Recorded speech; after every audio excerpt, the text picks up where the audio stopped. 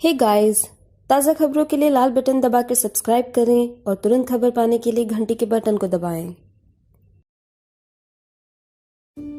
गहने जो सजाए हसीन लम्हों को, हजारों डिजाइन्स जो बने मुस्कुराहट की वजह, विरासत जो जगाए हर मन में विश्वास। रतनलाल सी बाफना ज्वेलर्स, जहां विश्वास ही परंपरा है। नमस्कार, मैं हूं आनंद शर्मा और आप देख रहे हैं यदि आप तक समाचार। अगर आपने अभी तक हमारे चैनल को सब्सक्राइब नहीं किया तो हमारे चैनल को सब्सक्राइब कर लीजिए, बेल आइकन के बटन को दबाइए ताकि नोटिफिकेशंस आपको मिलते रहे। जलगांव जिले में डीपीडीसी की मीटिंग थी और इस डीपीडीसी की मीटिंग में एमएलसी जो है विधान परिषद सदस्य विधायक एकनाथ राव खड़से, सभी पार्षदों ने मिलकर इनका निषेध किया। बुधवार को एकनाथ राव खड़से ने प्रेस कॉन्फ्रेंस ली और उन्होंने कहा कि मैं एक अकेला सब पर भारी हूँ। जी हाँ, ये उन्होंने इसलिए कहा क्योंकि जलगांव जिले में तीन मंत्री हैं और कई सारे विधायक हैं और 3 मंत्री होने के बावजूद भी अगर कोई ये कहता है कि जिले में काम एकनाथ राव खड़से की वजह से नहीं हो रहा है तो उनको इस बात का गर्व होना ही चाहिए कि वो अकेले सब पर भारी आहे। काही म्हटलं, ब्लॅकमेलिंग करा म्हटलं का अन्य काही म्हणा, तुम्ही नाथा बोला काही म्हणा, नाथा बोला 40 वर्ष या जळगाव जिल्ह्याने जवळून पाहिलेलं आहे। जो अधिकारी काम करणार नाही त्याला वटणीवर आणण्याचं काम नाथाभाऊनं सातत्यानं केलेलं आहे। जर तुम्हाला असं वाटलं तर तुमचं सरकार आहे, तुमच्या सरकारच्या माध्यमातून तुम्ही स्टे उठवू शकता। नाथाभाऊ एवढा मोठा माणूस आहे, नाथाभाऊ जर 1000 कोटी रुपयाचे कामं थांबवू शकतो याचा अर्थ नाथाभाऊ हा तुम्हाला भारी है। लेकिन दूसरी तरफ जब लोगों से बातचीत की गई तो लोग ये कह रहे थे कि अच्छाई कहीं ना कहीं कमजोर तो रहती है और बुराई मजबूत हुआ करती है। बुराई मजबूत जब रहती है तो पूरी तरह से आगे आती है, पूरी तरह से एक बार अच्छाई के ऊपर हावी हो जाती है और यही चीज अभी खड़से जी के साथ हो रही है। एकनाथ राव खड़से अभी जो कुछ भी कर रहे हैं वो भले ही भारी हो, लेकिन जीत अच्छाई की होगी, अर्थात जीत इन मंत्रियों की और इन विधायकों की होगी जो जिले के लिए अच्छा काम करना चाहते हैं। उनका सीधा आरोप है कि विधायक एकनाथ राव खड़से जिले में कई विकास कामों पर ताला लगाकर बैठा दिया है। क्यों? तो वो अधिकारियों से ब्लैकमेलिंग किया करते हैं, अधिकारियों को डराया धमकाया करते हैं, अधिकारी डर जाते हैं तो वो आगे काम नहीं कर पाते हैं।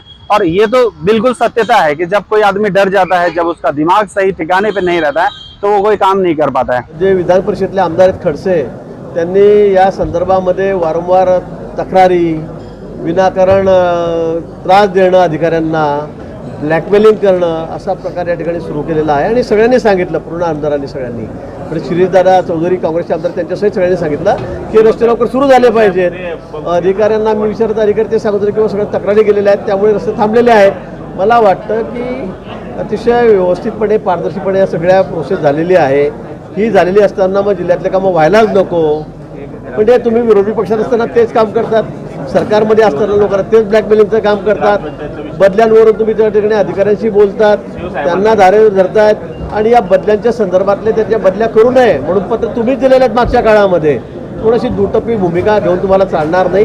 हा जिल्ह्याच्या विकासाचा प्रश्न आहे, रस्त्यांचा प्रश्न आहे आणि म्हणून मला असं वाटतं की त्यांनी अशा पद्धतीने वागू नये आणि त्यांच्या निषेधाचा ठराव तर या ठिकाणी सगळ्या डीपीडीसीने एकमताने घेतला गेलेला आहे। गिरीश महाजन ने आरोप लगाया था कि एकनाथ राव खड़से जो हैं वो अपने मन मर्जी के अधिकारियों को 20-20 साल तक एक जगह पर ही रखा करते थे और अभी भी जो अधिकारी प्रशांत सोनवने नाम का अधिकारी है वो जो अभी यहाँ पर जलगांव में पीडब्ल्यूडी में है, वो भी विधायक एकनाथ राव खड़से ने पीछे उनके लिए चिट्ठियां लिखी थी और उस वजह से वो यहाँ पर है। जब चिट्ठियां लिखी थी तब वो उनके लिए मीठा था और आज वो उनका काम नहीं कर रहा है या उनके साथ नहीं है या वो सत्ता में नहीं है विधायक एकनाथ राव खड़से, तो आज वो उनको तीखा लग रहा है, नमकीन लग रहा है और इस वजह से उस पर कार्रवाइयां करने की मांग की जा रही है, उस पर तरह तरह के आरोप लगाए जा रहे हैं। तो ये सब कुछ ऐसा हो सकता है कि जब मतलब निकल जाता है तो फिर आरोपों का सिलसिला शुरू होता है। लोग तो यही समझते हैं कि विधायक एकनाथ राव खड़से जब तक मतलब होता है तब तक उस अधिकारी से प्यार करते हैं, बाद में उसे कहीं न कहीं प्रताड़ित किया जाता है। ह्याला प्रशांत सोनवणेच्या विरुद्ध मी काही विचारू नये यासाठी पाचोऱ्याचे आमदार किशोर पाटील माझ्याकडे येऊन गेले की भाऊ तुम्ही काही विचारू नका, आपल्या जिल्ह्यातला माणूस आहे। म्हटलं गेलं काय करप्शन करायसाठी बोकडा ठेवलाय का? मुकाट सोडायचं का म्हटलं, आपलं पैशाची लूट करायचे, कामं निकृष्ट दर्जाचे करायचे. आज जळगाव शहरामध्ये फिरतो आहे, कुठे सिलकोट दिसतोय तुम्हाला? हालांकि एकनाथराव खड़से का अपना एक वजूद है. एकनाथराव खड़से जब भाजपा में थे तो कद्दावर नेता थे.